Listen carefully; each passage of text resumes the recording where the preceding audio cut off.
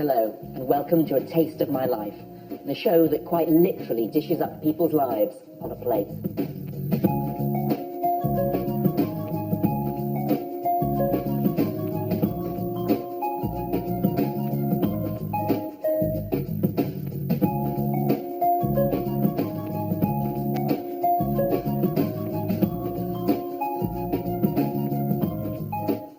Now, every single thing we choose to eat and cook can tell us something incredibly revealing about who we are and how we live our lives, which is why I'm going to be getting to know today's special guest, not only through the food they love, but also the food they hate. Infamous for her brash, outspoken and colourful attitude to virtually everything she does, today's guest certainly is one of the country's louder-than-life characters. So, Cockney culture. Cockney culture. I hate it. How can you hate? It's life-affirming. Some of those people... Glorification of an uneducated, illiterate group of people. Well, when I find out what that means, I'll argue with it. She trekked back into our living rooms and back into our consciousness via that most notorious of reality shows. Was there a clucking from the kitchen just then? Yeah, a feeling of slight nausea welled up inside my stomach. Shut up! Yes, today's guest is journalist, broadcaster, and all-round mouthy media maverick, Janet Street Porter. And, if I can get a word in edgeways, coming up in today's show, Janet is utterly unimpressed with some of the ingredients in our kitchen.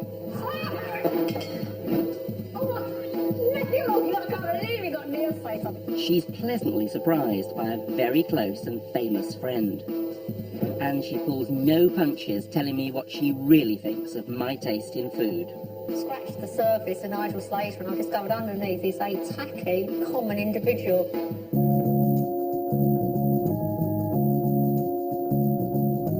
Janet Street Porter, welcome to A Taste of My Life. Now, you were born in Chiswick, and your mother was Welsh, and your father, Stan, was from Fulham. That's right. They'd met during the war. They seemed to have a very tempestuous relationship. When I grew up, we didn't have a lot of money. My father was an electrician, and my mother, well, she went through a variety of jobs. She worked in shops, she did cleaning, she was a school dinner lady. I mean, how grim is that? I mean, I'd have school dinners all year round. So was the food at home school dinnerish? Meal times in our family were very, very stressful occasions because my father was very, very dictatorial and would issue orders. I always imagine my dad was a bit disappointed that the war had ended. He wasn't still in uniform with people to boss about. And my dad would, you know, literally issue orders. You are not leaving this room until you finish those butter beans. There must be a few things, though, that you actually remembered that you really enjoyed. I mean, there must be things you can smell now. Well, I could smell what my dad used to cook on Mondays. That was the day that he cooked. And Mondays, I'd come home from school, and Dad would be, when he came home from work, he'd assemble this hot pot, which seemed to be a tin of corned beef in big chunks, or whatever meat was left over from the joint the day before.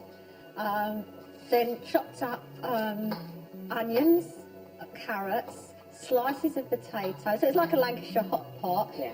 No herbs, obviously, of any description. And he'd put it in the oven for an hour and a half, and that would be, you know, we'd have that. You can almost smell it now. Oh, I can smell it. Actually, I quite like it. Oh, you do? Yeah. To get the best out of my hot pots, I always use meat that's still on the bone. I find that bones enrich the cooking liquid in a way that seasoning never can. Pour in the stock to cover all the ingredients.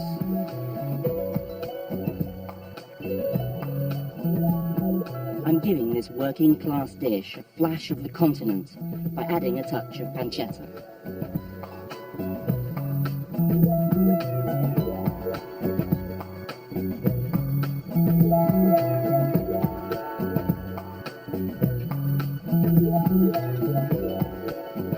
But, like Janet's dad, I am adding corned beef.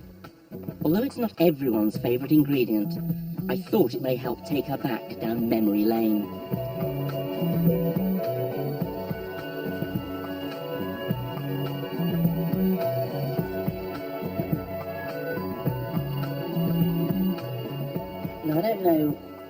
how close this is to your dad's Monday night hot pot. I can tell you it doesn't look anything like what my dad cooked, because that was also in a deep pot and was layered, and you're cooking this on the top of the stove. I mean, what I don't want to do is bring up any sort of childhood trauma. Oh no, I'm not going to start. I'm not going to throw a tantrum. It's all right. I'm not going to snap the head off my dolly again. Yeah, or hide food in your pockets. Yeah, I used to hide beans in my pockets, but I've got over that. I mean, to me, it's just something that reminds me of being a kid and thinking, oh, please, no, not corned beef. But it fits in with this dish, all right. This is a kind of Nigel stew. Bits of corned beef I've had. Ugh. Sorry. It looks like dog food. Sorry. Oh, the corned beef looks exactly like dog food. I didn't want to bring back the trauma of your childhood. But you've got a herb in there, look. It's more than you got in the No, I 50s never had and any 60s. herbs before.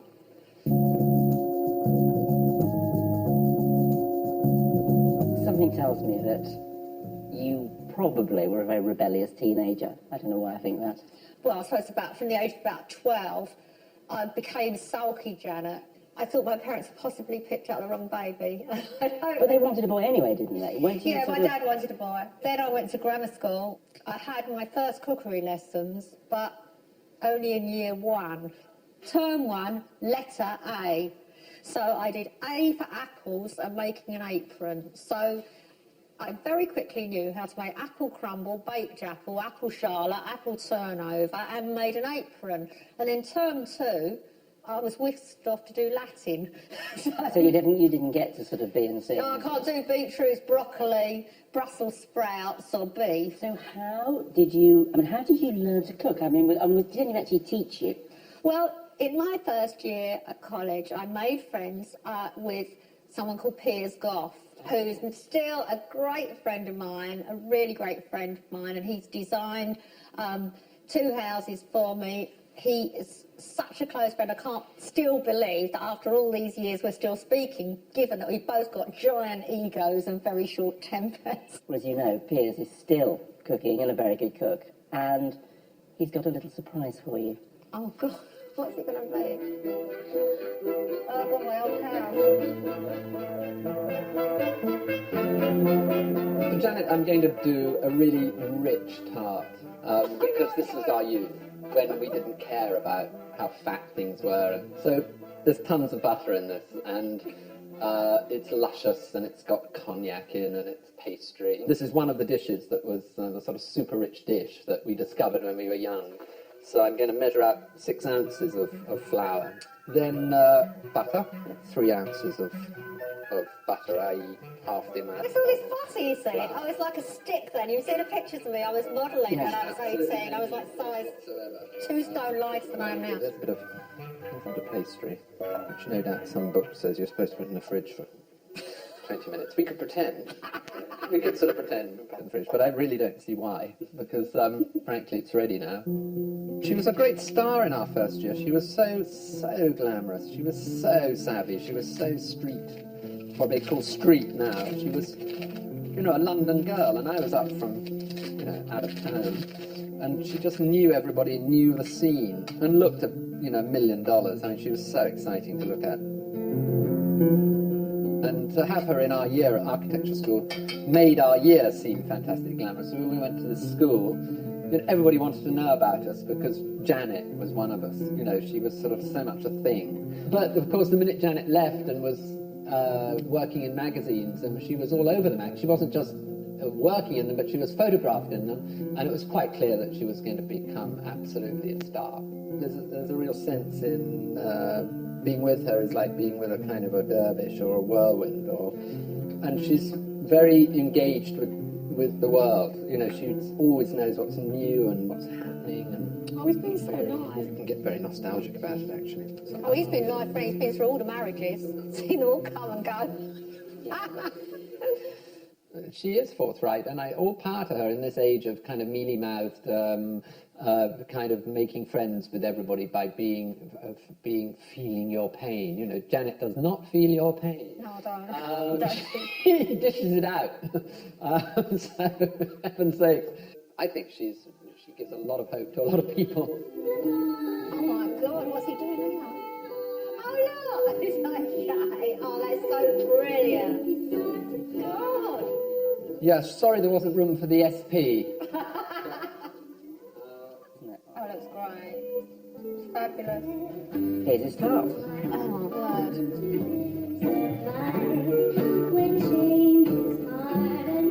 Well, it tastes great, doesn't it? Now, we haven't actually finished with Piers, because he's let me into something of a blast from your culinary past. Is it nasty? No, it's not nasty at all. Well, I may have taught Janet how to cook cassoulet because it was one of my I was very enthusiastic about cassoulet. And one of her birthdays, I went round to her house and she was cooking the dish, but she had a lot of people coming. I discovered her in the kitchen with two kitchen sinks, you know, had a kitchen sink and another kitchen sink, and both sinks were full of cassoulet. All the bits of cassoulet and the beans and all the mess, and she was up to here. I've got a bit of a shock for you. I'm going to put you on the spot. Yeah. I was wondering if you'd make cassoulet for me. Oh, great.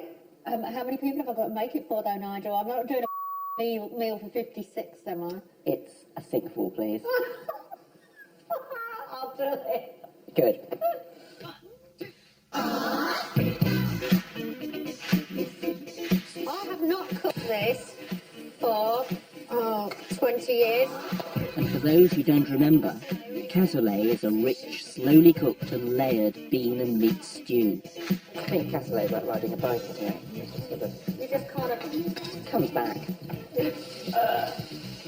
Well, you cook things in when they get to that quantity. I mean, Oh, I've got some very big pans.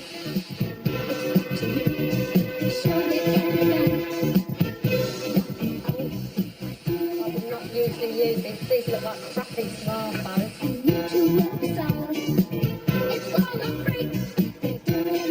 beans and some of Yeah. that. God, when you cook this beef, this dish takes days to prepare. I mean, one of the reasons I don't cook it anymore is if you're going to cook cassoulet, you need to do it properly. It's cooking with a capital C, isn't it? I know, it's a commitment. What goes in there? Some ham in. I should chuck those in, please.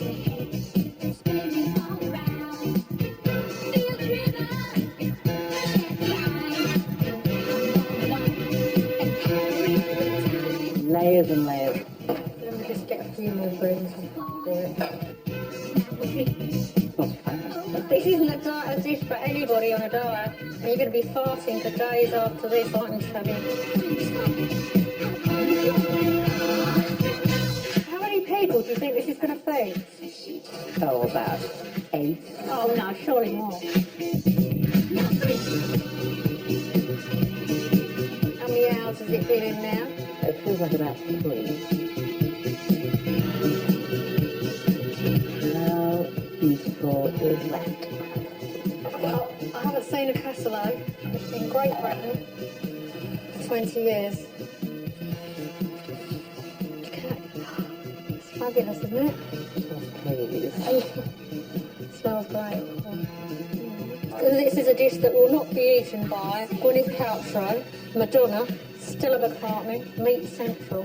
Fab. Is it good? Are we going to fall out over this? Nigel, I don't think I will fall out with you. Still to come on A Taste of My Life, Neil Tennant of the Pet Shop Boys tells us about Janet's birthday bash. She had a party in a village hall, which was great. It looked like it was kind of VE night 1945. No, they're going to cook in the water! I know. It's just... You are my underchef. Janet tells us what it was really like surviving on bushmeat in the jungle. And I had to do the cooking, Nigel, otherwise I would have gone mad because I couldn't listen to the dribble, the twaddle they were speaking. And she reveals her greatest regret over a final feast that will have meat fans drooling. Is there anything you haven't done before you go? Stayed married for very long.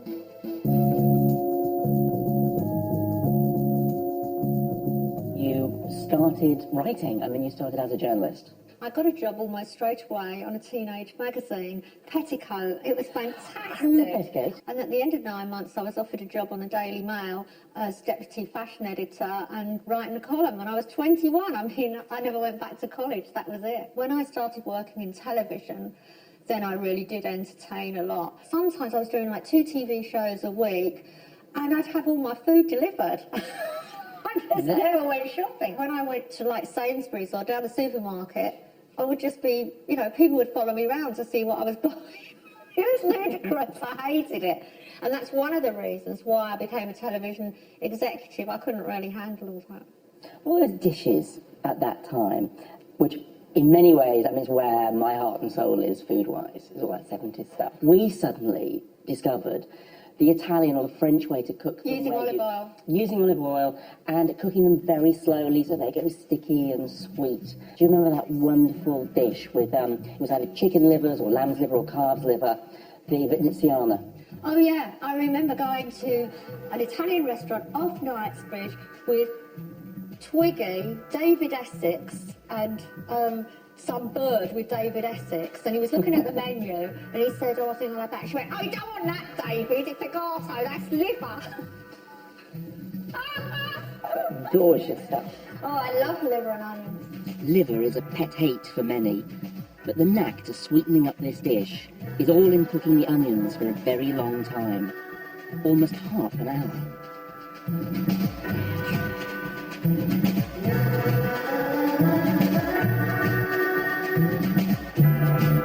This way, the entire dish becomes a simple, caramelised, deeply sweet and soft delicacy. But remember, when you finally add the liver, only cook it for just a minute max. Some liver, veneziana for you. Oh God, I love this. Have you ever actually had it in Venice? No, I haven't. No, I've always wanted to eat in Venice. I've had it in Venice, tastes great. It's difficult to find what you haven't done. And if you look down at, you know, the radio series, the television series, you've produced, you've written, you've directed, you've presented. I like a challenge, and also I like to reinvent myself, because I'm 59 now. I accept that there have been whole decades of my life when you're kind of out of fashion. And after I did that show, I'm a Celebrity, the reason I did it was that people had a very definite idea of what kind of television I did. And I thought, well, hey, Janet, you've criticised reality TV, get stuck in and get in the heart of it and see what it's like. And I completely adored being on that show. But people adored you. It changed people's perception of Janet Street Porter. Do you think the onions should be done a bit before, though? Put oil over it when you... They might take a bit longer, the onions. No, they won't. Oh, you talk to a woman who's been married 4 times and cooked more dinners than you're ever going to cook in your whole life. All right. So I'm very short-tempered, very bossy, don't suffer fools. And I had to do the cooking, Nigel, otherwise I would have gone mad, because I couldn't listen to the dribble, the twaddle they were speaking hour in, hour out. And what about the nurturing thing, that you became the cook, you became... Yeah, but I'm not a mother figure. No, but I've had 4 husbands, no children, no pets. Got your friends. I got friends. When I was in the jungle, I used everything. All the potato, all the peelings of all the fruit and the vegetables and everything was made into something else. Teas or stocks. Like your mother used to. I know, it's true. I'm turning it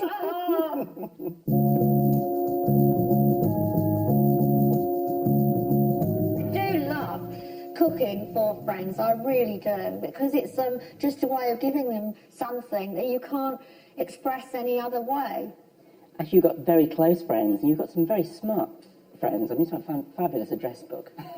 Oh, well, I've got some very famous friends, and, you know, like Elton John and the Pet Shop Boys, but, you know, if they come round to my house, they get, you know, the way I cook. And obviously Elton has a chef, and, you know, you go to his house and you eat, you know, not fancy food, to be perfectly honest, delicious food. But everybody appreciates straightforward food, and that's really what I cook. It's just like me. I mean, with me, what you see is what you get. I've got a little surprise for you. Oh, my God.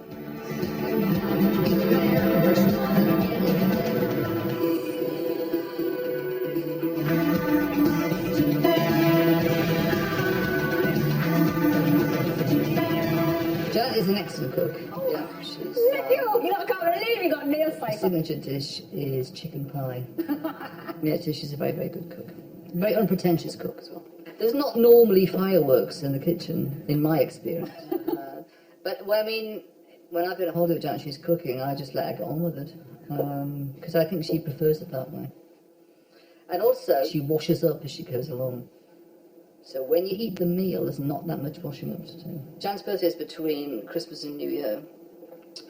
And she had a party in a village hall, which was great. It looked like it was kind of VE night, 1945, and with bunting and things. But the following morning, we always go for a walk. And this year, Janet announced it was going to be something in a shooting lodge on the moors. This is in North Yorkshire, which was great. But when we got to her village where she lives, it was starting to snow. It was starting to snow quite heavily. And I know we were going up onto the moors, which very rapidly become impassable. And Jan said, oh no, it's not that far. And she was just ignoring me. Anyway, we set off. God, there's this blizzard blowing. And I felt like Scott at the Antarctic. We got there to this fantastic, just this very simple building. And they had a roaring log fire, and the white wine was in the snow chilling, and all that kind of thing. And really, it was quite magical. It was one of the happiest moments of my life. It was just perfect. I know people who think of you. I think of you as someone who is very London-based. There is this country side to you. The thing is, I am a very private person, and since my early 20s, I've been in the public eye. I've been photographed, written about, picked over. Everybody thinks they know me. Also, I've written thousands of newspaper columns, mouthing off. Yeah. But the thing is, when I'm not doing that, and that is my job, there's this other person, which is me, which I don't reveal too much because my friends see it. That's not to say I'm not nasty, Janet, on occasion either.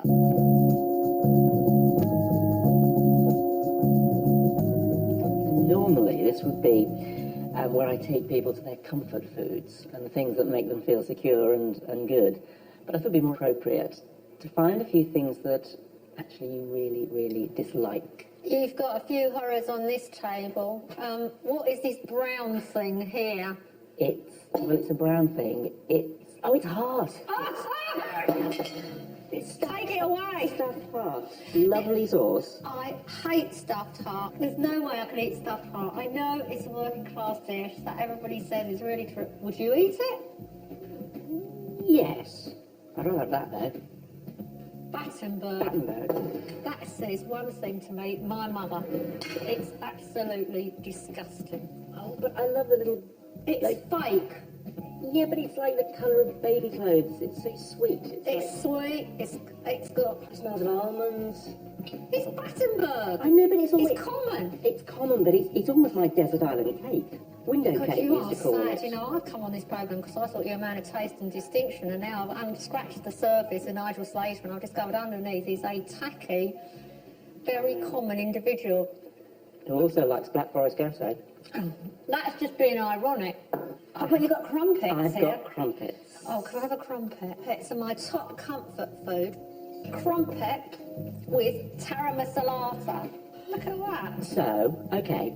I'm not... This is something... So this is okay and this isn't. Well, no, this is... This is a pink doughy thing. This is a pink doughy I know, I shouldn't be eating it, but I'll tell you what, when you've had, 2 bottles of wine, it's nectar of the gods.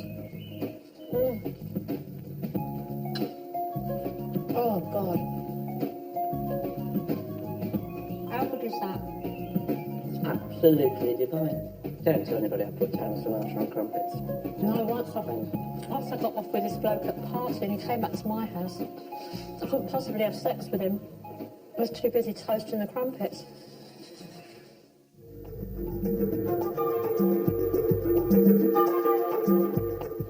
So, Janet, your final feast, your last meal on this earth. Yeah, one of my favourite games is playing death row meals. So you imagine you're on death row and you can have the last meal you can ever eat on earth. What would you eat?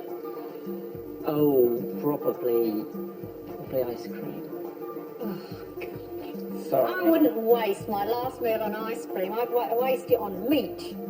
Well, Meat.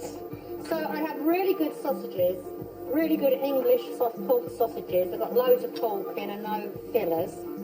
I'd have some, probably not this bacon. I'd like dry cured, unsmoked. green bacon. Green bacon, Yeah. I adore. And then black pudding. Is this a good black pudding? Yeah. I cut it like that. Why are people so squeamish about black pudding? It's fantastic.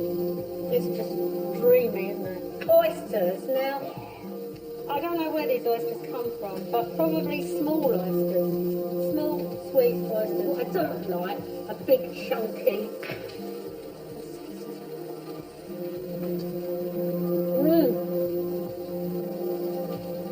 Right. I love oysters. It isn't the sort of bells and whistles final meal. No, I want to go out in an orgy of meat eating. You know what's in here is the most beautiful roast pheasant. That looks fantastic. They're gorgeous. That looks great, doesn't it? Well, it is. I mean, it's food to get your fingers round. God, look how great that's cooked. Not too much, still pink. How am I doing as an employee? Doing very well, Nigel. You can come round my How are house. you an employee, actually, come to think of it? I can't imagine you working for anybody. I've never worked for anybody, really. You know, if I was a politician, there's only one job that appeals to me, dictator. Nothing Why like does she not surprise me? And that's Janet Street Porter's final meaty dish. Starting with small, fresh oysters, followed by lightly fried black pudding, moving on to organic sausages wrapped in bacon,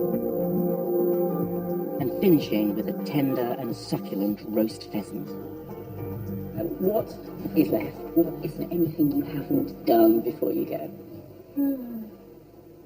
Stayed married for very long.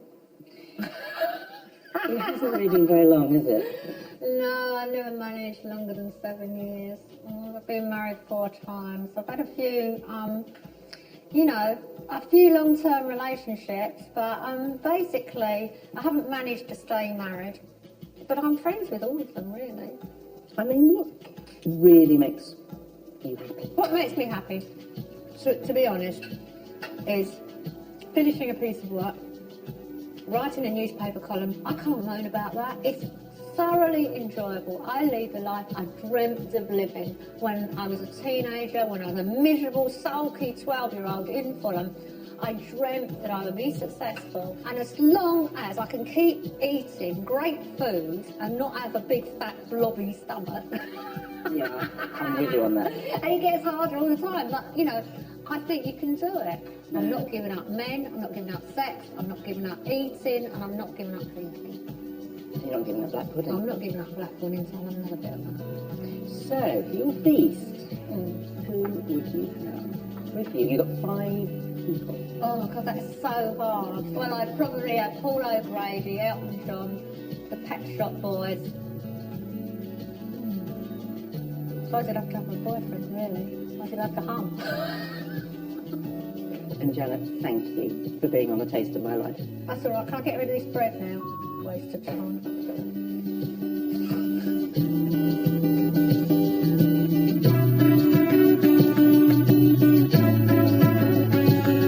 A delicious new series tonight on BBC Two, revealing how we share our meal times.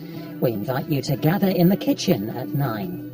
And of course, before you eat, someone needs to prepare the food, so Ainsley's here next with Ready Steady Cook.